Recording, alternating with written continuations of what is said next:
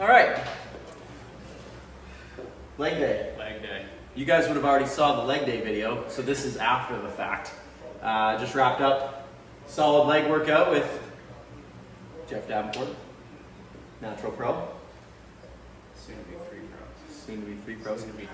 So Jeff, this video I want to touch on how athletes can maximize their progress naturally.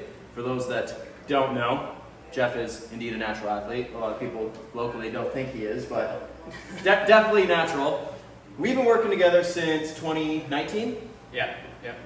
So like going on 5-year anniversary, half a decade we've been working out together. And I think that timeline is important to touch on, but like let's go back a little bit. When did you start weight training? Probably when I was about 17. And you're how old now? 24. 26. 26. So you're coming up on that decade of training. Yeah. And then like half a decade of like pretty much like specifically bodybuilding training. Yeah. When you first started, what were you doing in the gym? Like was it just like, I'm just gonna do chest today, then I'm gonna do back tomorrow? Like was there any structure at all? There was none whatsoever. So I was primarily boxing at the time. Right. So I was training for boxing about 5 hours a day, 5 days a week. 5 hours a day? Yeah. Jesus. I took it hard. And then just on kind of like spare at school or lunch break, we just hop in the weight room and kind of mess around. Okay.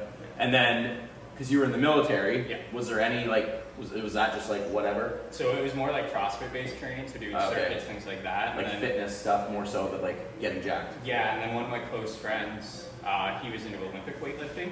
Oh, so sweet. he kind of brought me in and then taught me like the form of like standard like bodybuilding workouts. Sure. Just like I had no interest in like snatching cleans or jerks or Yeah, anything yeah. like that. So he just Yeah. kind of taught me like the foundation. Yep. And then from there it just kind of progressed until I met you. Sweet. Now, were you always like relatively jacked? Because No. like, I think it's important to acknowledge the genetics and like the role they play into like your ceiling within bodybuilding, because it's, regardless of how hard you work or the program you're on or how regimented you are, genetics is always going to be the kind of leading determining factor of like where you go with all of this. So were you like the small kid? Like for me, I was like, I remember grade 9 was 120 pounds. I wrestled at 120 pounds in grade 9. So I was never the biggest dude at all. So were you kind of on the smaller scale too? No, I was always bullied for being a fat kid.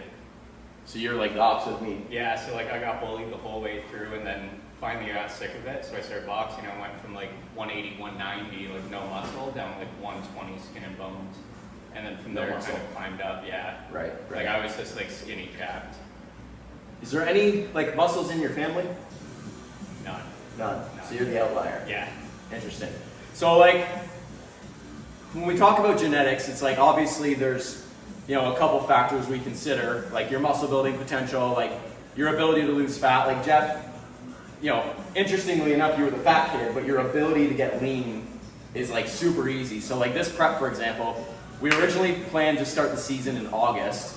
So prep kicked off in January at like 180, 181. Yeah. So like really the heaviest you've been since Fat Jeff, Yeah. right? And then you started like losing weight very quickly. So we decided to like jump in a warm-up show in June because you were pretty much like 9 out of 10 shredded already. Yeah. So like Jeff's ability to lose fat is obviously something to not ignore, because you know people will see you like in a month's time and be like, whoa, like what happened to you? Yeah. But it's just your ability, and it's not like you had to starve yourself to get there or do like endless hours of cardio. Your body is just predisposed for whatever reason genetically to like get lean quickly. And then like muscularity wise, like since I've known you, your shoulders have always been, like did you just spam training shoulders for a long time, or was it something that just responded easily? I think that comes a lot with boxing.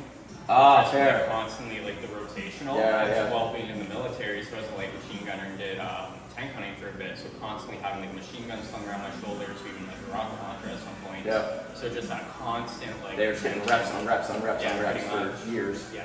Okay. Now, we started working together 2019, jumping in men's physique, because your upper body's always been like a lot more dominant than your lower body. Would you just say that's, because like the last 2 years of us really hammering your lower body, it has responded. Oh, yeah. So would you say like early on in your training career, it was just a lack of attention to leg training? Oh, absolutely. I was like typical gym bro. Like I loved hitting bench, I loved hitting back, and I just Right. hated the legs. Gotcha. So I just never did. And then when I started heavily weightlifting in the army, it was that same thing. It was Right. like my legs get injured, I'm screwed for the job.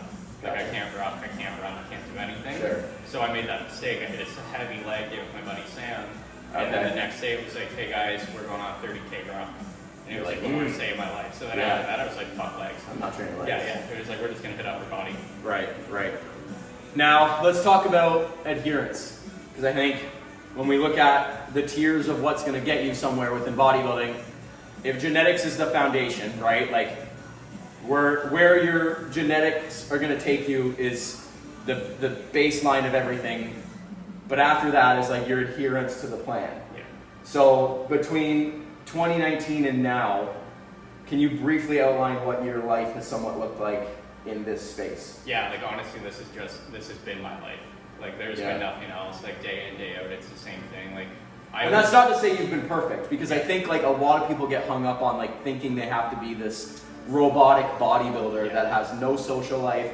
You don't go for dinner, you don't enjoy meals out, you don't do anything social because like you have to be this isolated thing. Yeah, no, like when I'm in prep, that's how I am. It's like follow the plan to a T, but off season, no.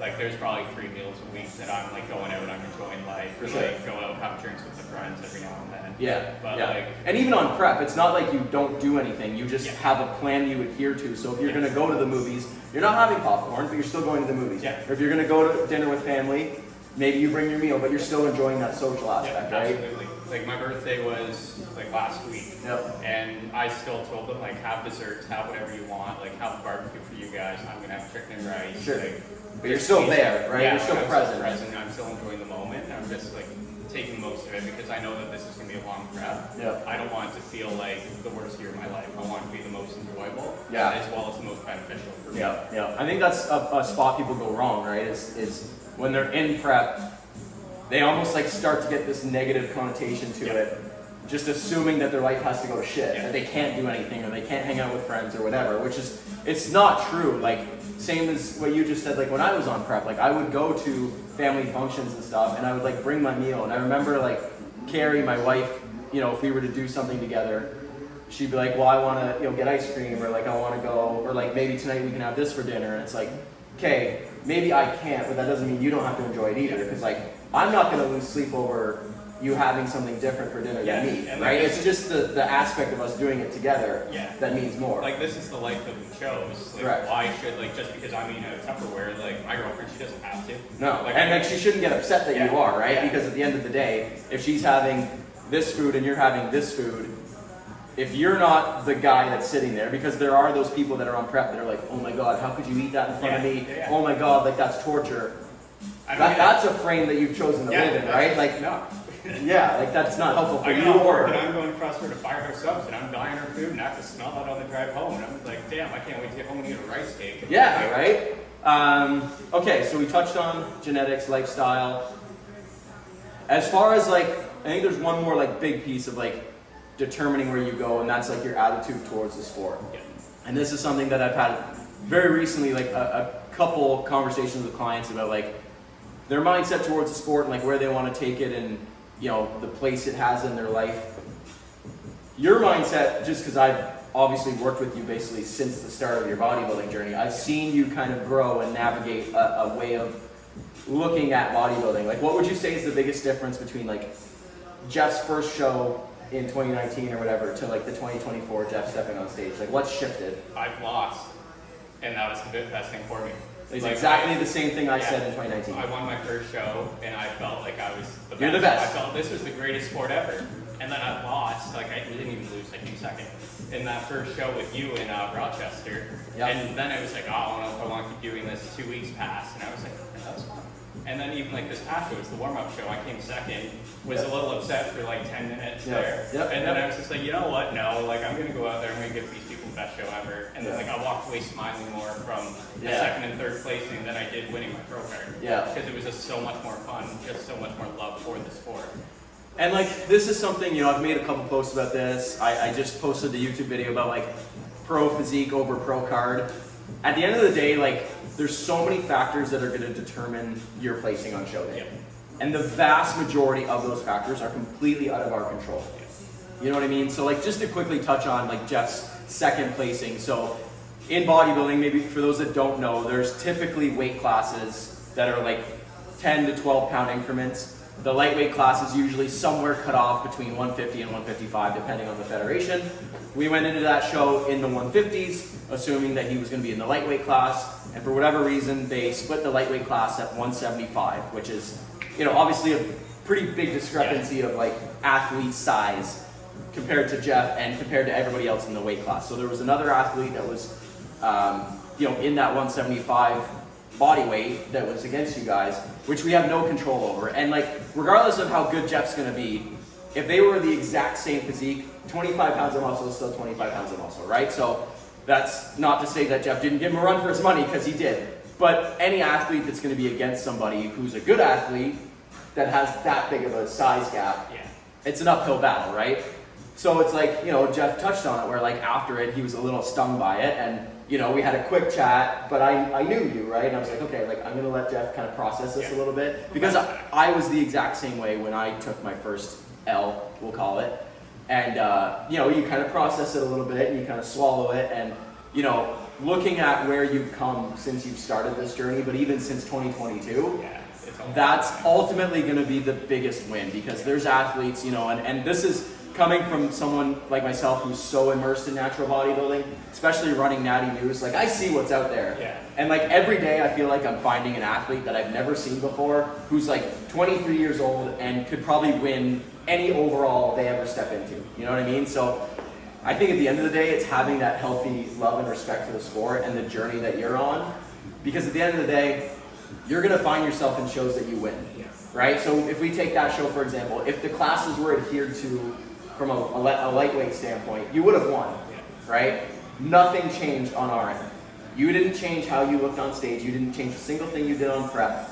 But if the weight class was what it should have been, you win, right? So it's stuff like that that I think, like, when those situations come up, it kind of gives me that reminder of, like, at the end of the day, this journey is what you make of it. What you make of it, what you build along the way, like who you are from 2019, and I remember you texting me afterwards and you were like, look man, like I really appreciate everything, this and that. And I said to you, like, obviously I'm proud of what we accomplished today, but I'm proud of the person that you've become, because 2019 Jeff would not have responded the way you did this time. Not at all. Right? You would have, this is not like to say that you were a child back then or whatever, but it's just like how you would have processed that situation would have been like, fuck this, throw my hat on the ground, this and that and the other, and that's typically how every new athlete responds. Yeah.